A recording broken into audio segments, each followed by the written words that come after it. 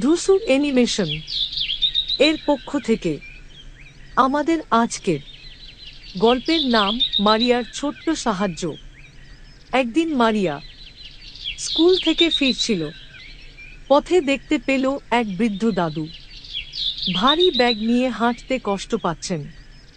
মারিয়া এগিয়ে গিয়ে বলল, দাদু, আমি কি আপনাকে সাহায্য করব?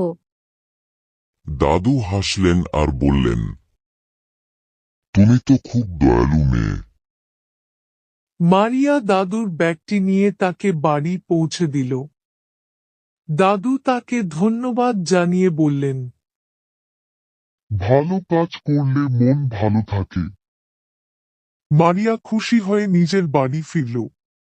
সেদিন থেকে সে সিদ্ধান্ত নিল, সুযোগ পেলেই সবার সাহায্য করবে। তাহলে বন্ধুরা, আজকের গল্পে আমরা শিখলাম মানুষকে সাহায্য করাটা আমাদের কর্তব্য।